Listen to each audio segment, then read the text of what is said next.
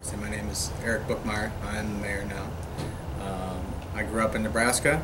I got a degree at Luther College in Decorah, Iowa in biology. Earned an MBA from St. Ambrose University in Davenport. And I started as an executive recruiter up in Rochester, Minnesota when I completed my MBA. And I did that for a number of years. And it was a wonderful job. Worked with companies between $40 million in annual revenue and $2 billion a year. And when my wife and I moved to Mason City, we wanted to start a family, and we agreed that I should retire temporarily to do hands-on raise them. In that process, one clearly has time to volunteer, and became active in a number of different capacities, but at one point in time or another, and somewhat through coincidence, became public role, and felt like that was a good way to serve the community. I had expertise to lend to the process and the vision, and was elected 4 years ago with 80-something% of the vote to do so. And I've been honored to serve the citizens of Mason City, and very proud of what we've accomplished here in the last 4 years. Name some of those accomplishments that you're most proud of. I think our reducing the tax levy in consecutive years, the last 2 years, and meeting all of our priorities at the same time has to be one of your hallmark accomplishments. I think improving the economic environment in Mason City, and quite frankly throughout the region, we have actively built a foundation where there is a respect from a regional and a state level. We are seeing the results of that from IEDA and site selectors that come and approach us now. From a cultural standpoint, we executed the Vision Iowa plan and made sure that we completed that. That was even after it was decided and I took office and my colleagues took office. There were still challenges in front of us, a lot of them. There were still a lot of places where it could go wrong, and there was a lot of obstacles that were put in front of us even by council members, and we made sure we navigated them and executed. One of the other components I'm most proud of is I'm proud of the movement that literally we've built. I ran on diligence, discipline, and decorum. I told the community 4 years ago that it didn't need to be this way. You don't need to have reduction in census and have policies that don't put you in a position to grow. And it started at the table. It started there, and it needed to go down through our staff and allow them to do what they needed to do to not just help our citizen, which is our citizen is our customer, but to help our businesses, which are our customer, and we should want more of them to produce economies of scale as we move forward for our citizens, for our customer. And that movement included council members. As we made the case, we communicated with the people and talked to them why it didn't need to be this way, and we did it consistently as we went. And I think that you saw that reflected 2 years ago in the results that happened. I think you've seen it reflected in just the results that you see every 2 weeks. But it wasn't just even the council, as I mentioned, it was also at the staff level. When I was sworn in, I found a really good city administrator that needed help. They weren't necessarily being put in a position to be successful. And the city administrator, just from code, the city administrator shall be the chief administrative officer of the city and shall be responsible to the mayor and the city council for the proper administration of all affairs of the city. All departments of the city report through the city administrator's office. And A, right on that list, is implement all policy directives promulgated by the mayor in his executive capacity and by the city council in its legislative capacity. Well, if the city administrator was going to be accountable to my office and to council, then they needed to have the ability to do it. And that was not something that before I was sworn in and before my other colleagues came in that he necessarily had. We provided the support, the guidance, the counsel, etc., and enabled him to do what he really could do, and develop that staff, and then eventually start to enable that staff to, develop itself. Again, when I got there, I've worked in a lot of companies, and seen them functionally operate, good and bad. But when I got there, we had council members running throughout the building, talking with department managers, and they really believed that they were on a daily basis managing the city, and that didn't help, the city administrator. That was tough, and I think we got that under control, gave him the support that he needed, and then our staff needed to start to be really successful. So the second question was, many people we've talked to refer to, quote, the direction in which the city is going. I think you've already talked about that a little bit. Anything you'd like to add to that? How would you describe that direction? Up. Up. Yeah. And describe up. Yeah. Primarily, we needed to put in place an environment foundation that allowed confidence in capital and confidence in our taxpayers, that when they came to the city through our staff, etc., that they were not going to be belittled or berated or misrepresented. They knew that they were going to receive what they deserved and be able to work through their process in a disciplined manner, and develop their projects. There's nothing that capital wants more than certainty, and that's what we needed to start providing. I felt very, very strongly that rumor and innuendo,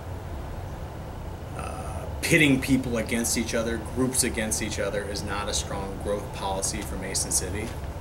And so we really focused on minimizing that as much as possible to allow us to move forward.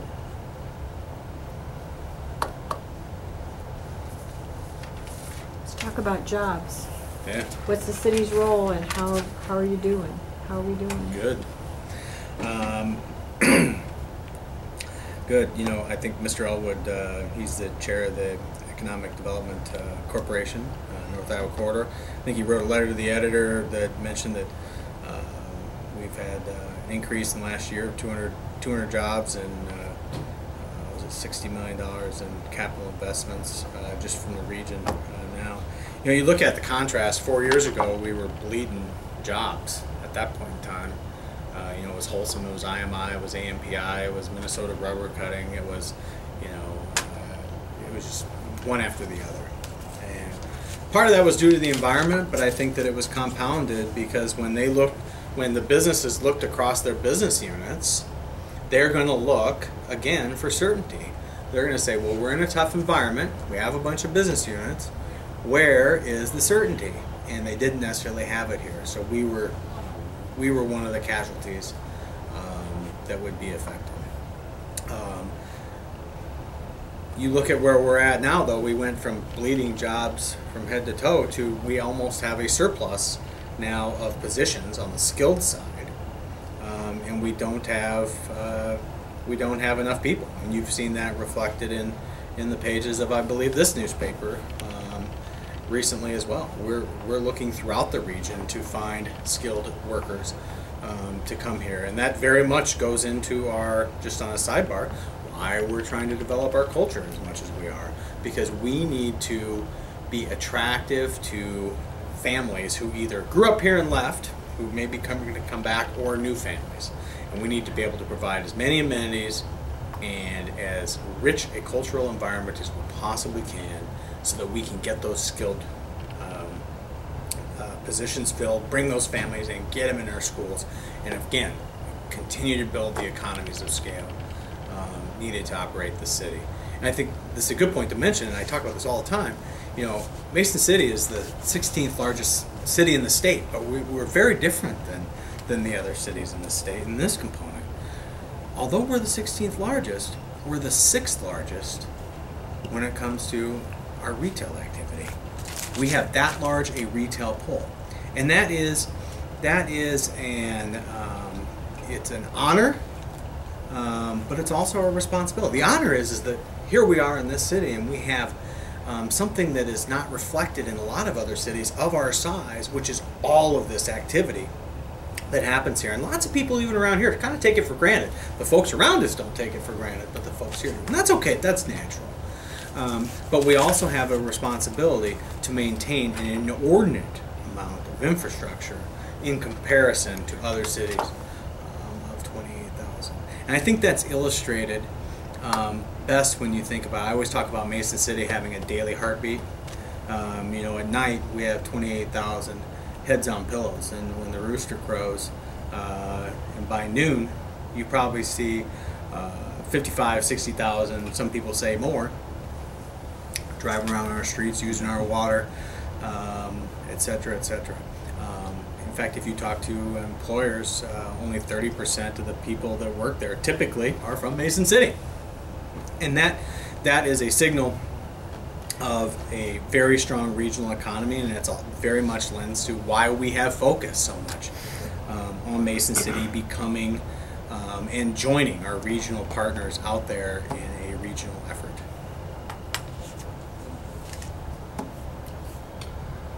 The city currently contributes $100,000 to the North Iowa 105.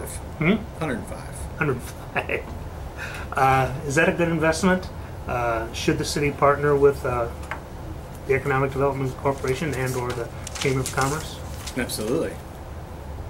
Because you want to grow? We do. You put in what you believe is going to provide a return. And I can say that myself and my colleagues absolutely believe that we are getting a substantial return for that $105,000 a year that we contribute. I suspect at some point in time that there will be a case made to increase that, and I will be in favor of talking about that, making sure that whatever that is, it is appropriate. But we have a staff there that is second to none in the state of Iowa. We've had very good people there in the past, Mr. Colhane, Mr. Brown, and we've lost them. And we lost them primarily because of the environment I talked about previously, or the lack thereof of that environment previously. You combine that when you get a Mr. Willett with the environment we have now, you've got fuel in his tank. He can put the pedal down, and he does. I serve on that board in ex officio capacity, and I deal with him all the time and help entertain folks when they come in and sell them. And I can tell you that Mr. Bales, Mr. Arneson, and Ms. Bailey are doing an absolutely tremendous job. We're seeing such a 4 years ago, I'll put it this way, 4 years ago, when Mr. Hickey and I went down to the state, it was IDED at the time, we went down there to talk to them, and we had to introduce ourselves to the director of IDED. Not necessarily even who we were, but that we were from Mason City, because they didn't deal with us. They didn't deal with us, and they didn't want to deal with us. They weren't sending us any targets at all. They weren't sending anybody anything to pursue when it came down to it. Everything that we were developing was developed just on our own at that point in time. Now, Mr. Willett is on more than a first name basis. He talks with them all the time. And they and site selectors are sending leads consistently, constantly. They are putting projects in. They are working numbers. And if you're in sales, you want to work numbers. You need to work. You work those numbers. You work those numbers. You work those numbers. Just like baseball, you got to keep swinging the bat. From an evidence point of view, I can point to this. Over the last 15 years before we got here, myself, 4 years ago, this city had done 13 development agreements. They included things like Graham, Wood Harbor, Sunny Fresh, Fairway, Golden Grain, Freedom Fuels, etc., Martin Brower. The largest employers you can actually think of in Mason City all came because of development agreements. That was the city being competitive, except they were only being competitive at certain times. Well, the rest of the state was being competitive all the time. They were always being competitive. They didn't take their foot off the gas. Some were more competitive than others. Corville would be the best example. They had gas all the way down. So when we got here over the last 3.5 years, we've done 17 development agreements that we have either finished or are in process publicly as we speak. 13 over 15 years, or 17 over 3.5. And the dollars are reflected in them. $116 million was developed over the last 15 years, and then over the last 3.5 years, we're just about at $100 million. We've almost, in 3.5 years, done what it took 15 to do previously. And we've done that because we put the right environment in place, the right environment, the infrastructure from a non-governmental organization, the EDC, and of course Mr. Trout, quite frankly, has done a great job building his staff, reforming the way they did business up there in the development offices. That staff has really come a long ways since we got here, and it's producing results. What about the chamber? Same sort of thing? We don't. Well, the city of Mason City does not give any Right. money to the chamber of But you commerce. work hand in hand with them. Absolutely. You show me a city that doesn't work strongly with the Chamber of Commerce, and I'll show you a city that's failing. And I think you saw that previously. The city did not work well with the Chamber of Commerce, and you had a city that dropped census. And the sad part about that was that we had a really good chamber. They produce results. And they do a very good job of advocating for everybody up here in North Iowa.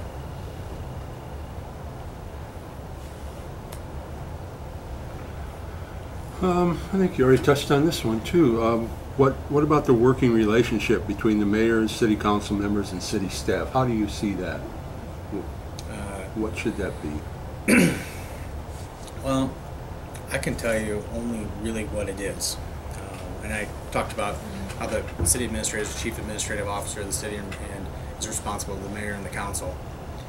I have always seen that as I use the city administrator as a partner, someone that I talk to. I give him broad principles about what I want to see when we get something before the city council, because I'm going to be advocating to that council to, for whatever that policy is. And I want, when we get there, to be in a position to be able to do that advocating. On the council side, and by the way, that relationship is very strong between the city administrator and my office.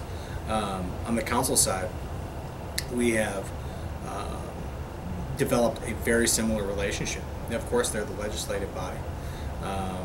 They challenge me, I challenge them. We try and work the problem, whatever it is, to a point that it is something that everyone can compromise on to the most reasonable extent.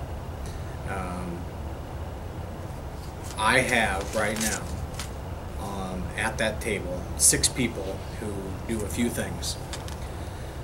They respect each other, they value each other's opinions, and they are willing to, they understand the goal that we're going towards, and they're willing to compromise to get as much as they can and then move forward and sell the policy. That's not something that Mason City has had in decades. And you're seeing the results from it. We work through our issues during workshops. We work through our issues in personal conversations. And I can assure you that we don't all agree, or they don't all agree. But they get there. They get where they need to get to, and they provide value. Each and every single one of them provides value on most issues. Or, one person may have, Ms. Solberg, of course, has a lot of experience from an insurance perspective. Mr. Hickey, of course. Mr. Hickey is easily the operational expert on the council, and it provides enormous amounts of value. Mr. Tornquist, of course, on engineering, provides a lot of experience. These folks all provide functional area expertise, and we get where we need to go. One thing that's interesting is we'll talk about, sometimes they'll say, well, boy, my folks, I don't know if they like this. One thing that I do, I tell them all, is listen, just because you think something's not going to be popular doesn't mean you shouldn't move forward and do it. Your job is not just to represent the citizens of Mason City in what they think they want. You also need to be able to go out and lead. We are leaders. And we have a responsibility as elected representatives to communicate to the citizens what we believe is in their best interest. And by the way, if we can't sell it, it won't happen. But we have a responsibility to do everything we can to the best of our abilities and communicate that to our citizens. Let's talk about the Human Rights Commission and the budget cut. In what capacity? And how it's going now, and how you think what's going to be the climate now in Mason City for human rights? It was a policy decision by the council. I talked early on about providing oversight and accountability, and I appointed and had confirmed people who had cross-functional expertise and onto that commission, and I think they've done a very good job. From a council perspective, they made a policy decision based on what they had in front of them, and I, of course, had no trouble with it. I signed that policy, that budget, and it was the right move. There was a duplication of services. It was established. There was no reason not to do what was done. Of course, I don't necessarily want to talk about it in too much detail. It's obviously there's been a complaint filed to ICRC, and the facts will come out. I'm very confident that all will be vindicated, and as I've said before, that's fair. He's entitled to his opinions, but we're entitled to our own facts. And, I'm very confident that it'll work out just fine. Okay, thanks. We've spent a lot of time talking about your accomplishments in the past. Let's look a little bit to the future. What will your 2 or 3 priorities be if you are reelected? To be perfectly honest with you, I think it's been decades since this city has had what I've talked about: stability, certainty, where they've had that that foundation to start to build on. And I think it's one thing to build a movement, and it's another thing to keep it going in the right direction. And I think our largest responsibility in the next 4 years will be to maintain that environment and kind of continue to water the plants and let them grow. We're seeing so much activity across the board, even from residential housing. You talk to a contractor right now, you can't find one. They're as busy as they've ever been, and I will tell you that. But there's still more. There's still growth for us. There's still improvement that we can do. But we just need to keep providing that environment and let it go.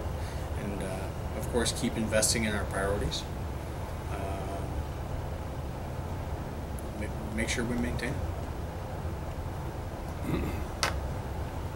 This one's a big fan of the downtown. I'm glad to see it doing well.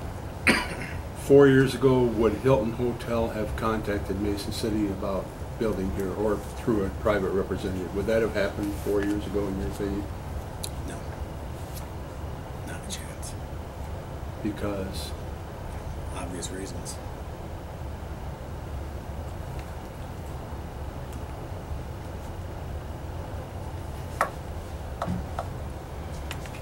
Anything else?